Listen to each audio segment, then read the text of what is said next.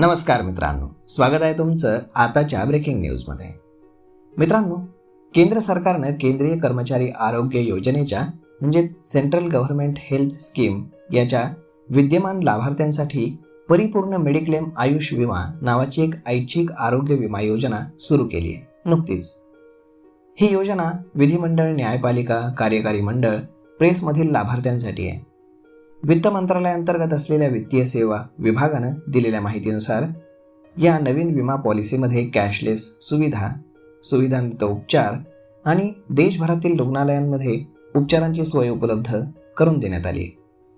या सुविधांचा लाभ घेण्यासाठी लाभार्थ्यांना परिपूर्ण मेडिक्लेम आयुष विमा या योजनेचं सशुल्क सदस्यत्व घ्यावं लागेल. मात्र सध्या ही सुविधा लाभार्थ्यांसाठी पूर्वीप्रमाणेच सुरू राहील. या विमा योजनेद्वारे विद्यमान पात्र सरकारी कर्मचारी आणि निवृत्ती वेतनधारकांसाठी एक वैद्यकीय कवच वाढवण्याचा केंद्र सरकारचा उद्देश आहे. तर नक्की ही योजना काय आहे आणि किती लाखांपर्यंतचे मोफत उपचार यामध्ये दिले जातात हेच आपण आजच्या व्हिडिओमध्ये जाणून घेणार आहोत. तर मग मित्रांनो, सेंट्रल गव्हर्नमेंट हेल्थ स्कीम ही केंद्रीय योजना विधिमंडळ, न्यायपालिका, कार्यकारी मंडळ, प्रेसमधील लाभार्थ्यांसाठी आहे.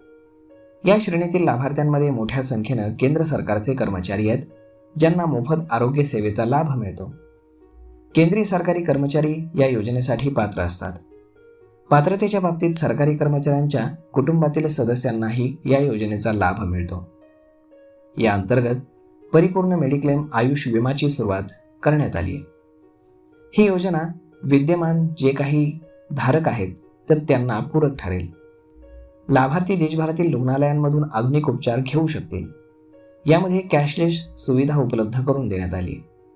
एका पॉलिसीमध्ये जास्तीत जास्त 6 सदस्यांचा समावेश करता येईल. रुग्णालयातील सामान्य खोलीसाठी विमा रकमेच्या 1% आणि ICUसाठी 2% प्रतिदिन इतकी रक्कम निश्चित करण्यात आली. रुग्णालयामध्ये दाखल होण्यापूर्वी 30 दिवस आणि डिस्चार्ज मिळाल्यावरती 60 दिवसांपर्यंतचा खर्च यामध्ये समाविष्ट असेल.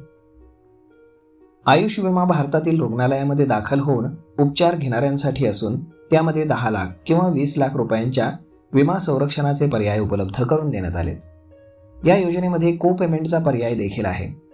त्यामध्ये लाभार्थी, विमा कंपनी आणि स्वतःमधील खर्चाचा वाटा हा 70-30% किंवा मग 50-50% असा तुम्ही निवडू शकता. या उपचारांसाठी रुग्णालयामध्ये दाखल झाल्यास विमा रकमेच्या 100% कवच मिळतं.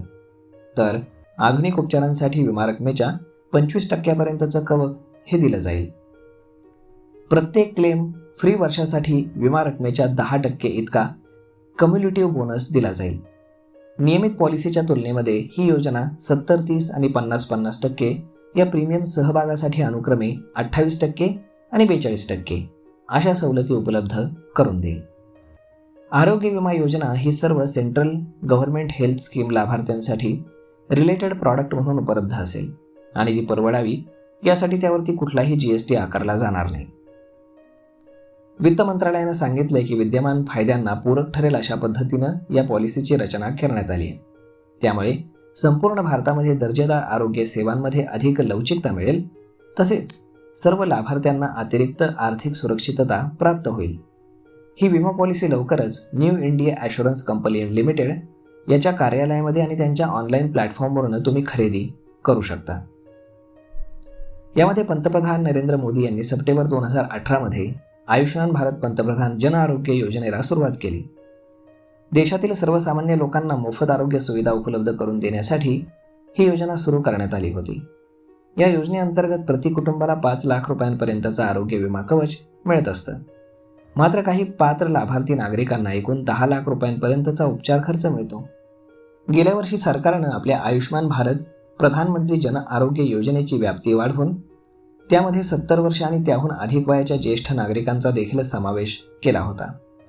या योजनेअंतर्गत प्रत्येक पात्र कुटुंबाला दरवर्षी 5 लाख रुपयांपर्यंतचं मोफत आरोग्य विमा संरक्षण मिळतं.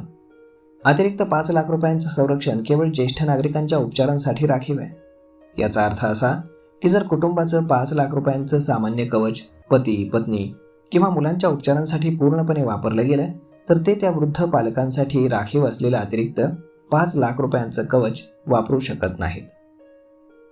तर मग मित्रांनो, अशा पद्धतीनं ही एक मोठी स्कीम आणलेली आहे सरकारने.